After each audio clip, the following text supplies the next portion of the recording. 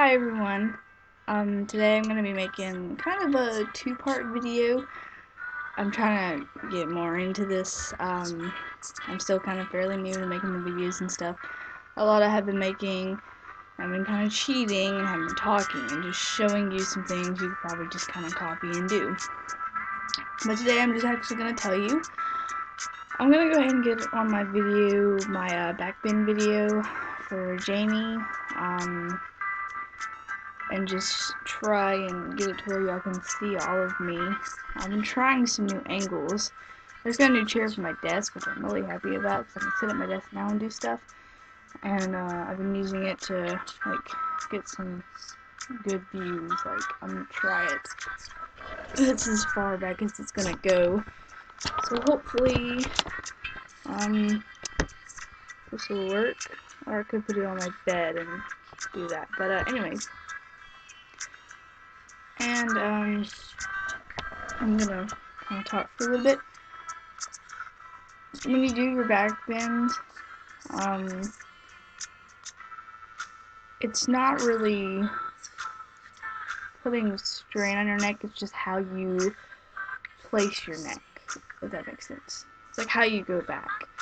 Like I said, don't rock your head back, because you can actually kind of hurt the back of your neck and pull muscle, because there's muscles all through your body, mainly in this area. That's why you need to really stretch your shoulders and just do some neck rolls.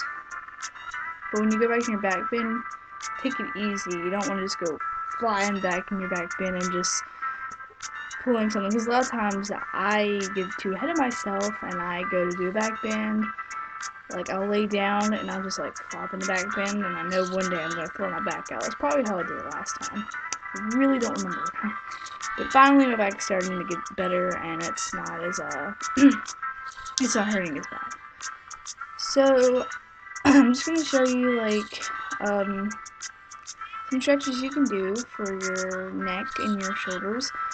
And in this region, it's very important to have it stretched out before you go into a back bend, obviously, because you're going to be holding yourself up and rocking, and it's all, everything's connected. And it's all with, getting that back flexibility and making sure that you don't pull anything. So, yeah, I'm going to move my camera.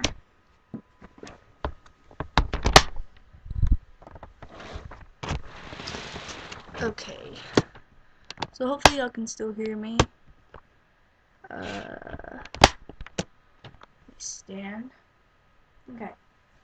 So what you want to do is when you go back,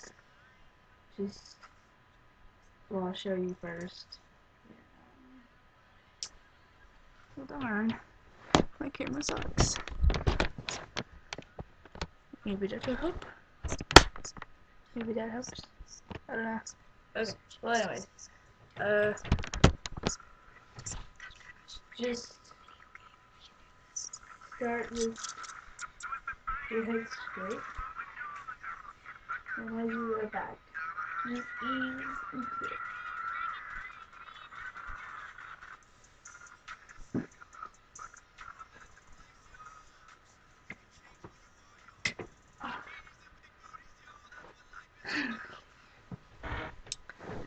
It's really not a certain way to do it. You just have to take your time. If you're really good in back bends, and when you go all the way back and you land, keep your head kind of down. Don't move it around too much.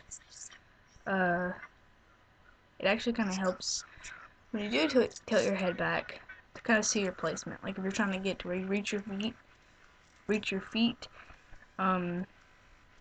or if you're wanting to do a full out where they go back and then they do kind of like a chest stand, but they're sitting on their chest and their legs, their feet are in front of them and they're holding their feet like a contortionist. Like I'm trying to do, but it's not working. It actually does help if you put your neck back more and get used to that, because I notice when I try to do chest stands, it does put pressure on my neck. It's because the less flexibility you have in your back, the more strenuous it's going to be, because you have all those muscles that aren't used to it. So when you actually go to do it, you probably hadn't trained them enough, or you hadn't worked them out enough to get that full-on stretch in the neck area. And you know, you're always going to feel pressure there. It's not something we can really do about that. But when you do go back in your back bend, when you get really good at your back bends, if you can do it fast, it puts less strain on your neck because you're not going to feel it that much as when you're going back slow. Like if you're kind of, not saying you are, but like me when I first started doing my back bends, I couldn't do them like I can now because my back wasn't as flexible, and even when it was, I didn't want to push it, so I went slower and slower.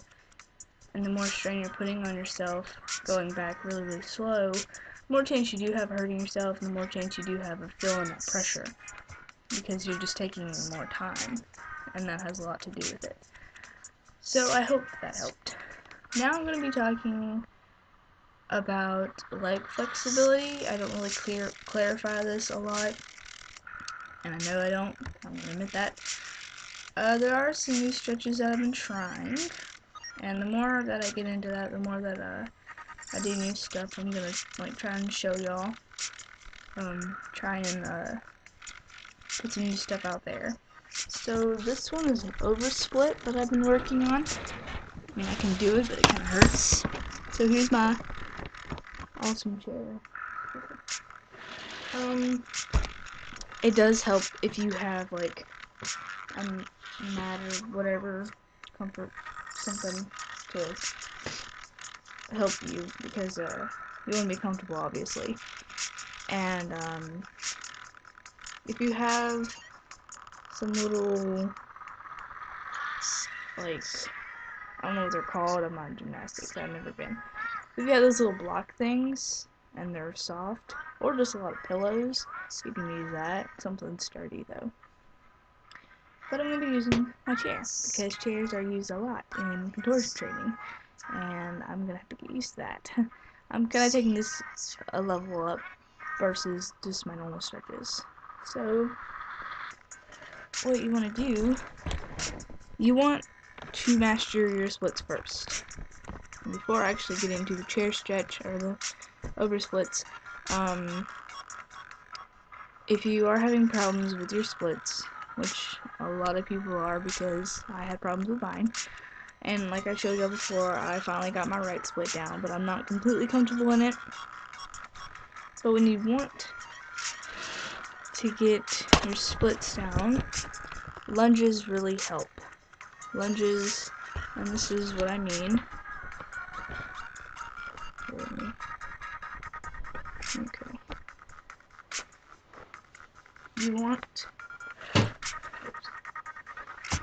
You don't want your knee to extend past your foot. You want kind of a 90-degree angle. But make sure this back leg is fully like down. And put your hands on your hips and like that. And that. And after you do that, you can straighten your leg out and go down as far as possible and place it there. And just about every stretch you want to do from like 10 to 20 minutes, maybe 30, or as long as you can. I prefer as long as you can, because some stretches, even though they hurt, no pain, no gain. That's, you know, everyone should live by that. Because, if you try this, if you notice when you do a stretch that kind of hurts or pulls, the more that you just kind of sit there and just, you know, kind of grip your foot or whatever you're doing, whatever kind of stretch. Like, let's say you're doing just a normal, like, leg stretch like this, and let's say you can only get to right here. Pull yourself forward, and you'll notice that strain will start to go away the longer you sit there.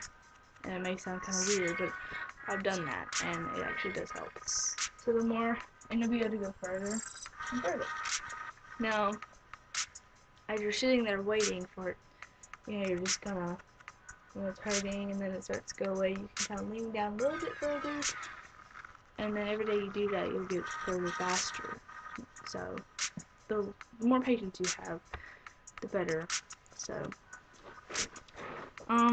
that's one stretch for a split. And after you do this, like after you do your like this stretch, start to slide down. And if you don't have your splits, make sure you have your arms down like this to hold yourself. Let's say you got like that far or even that far, doesn't matter. Just hold it there. And sooner or later, you go all the way down. And when you hold it there, try and lift your arms, try and get your balance, because a lot of, like when I do my splits, I don't like always just hold myself there. I'll just kind of go down,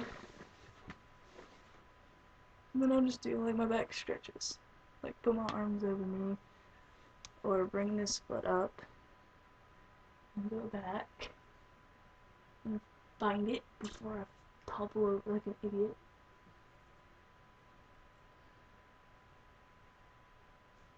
And then yeah. So that's something you can do.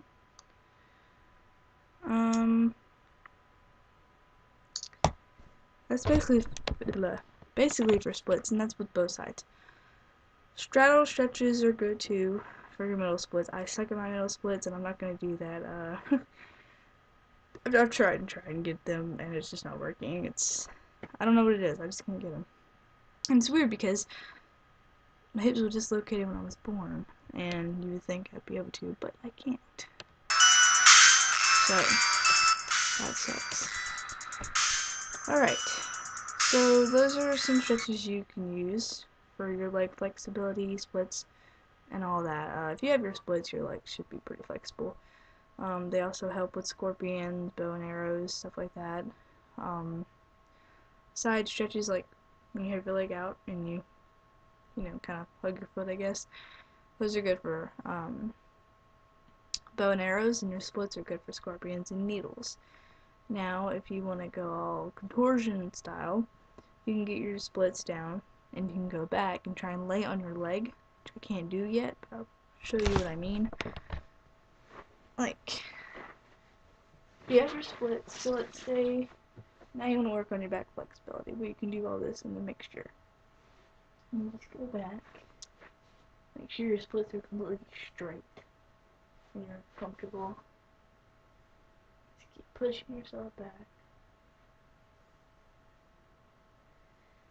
And the reason that I lift my leg to my foot is, one, so I can see where, like, how far I am, and two, so it makes the stretch more comfortable, and you'll notice that once you start getting further into your splits and your back flexibility. So that about wraps it up. Hopefully all that helped for whoever was wondering. And I'll do another contortion update here soon. And I want y'all to start requesting more things, like, I mean, just anything, like, it doesn't matter what it is. Just any questions you have, and even if you want to tell me something, like if you want to give me some advice, I don't care. This is an open thing. I don't mind. Just ask and just say it. Be open. That's what I want you to do. So that's about all I have. So I hope y'all enjoyed this video, and until next time, I will see you again, and have a great day.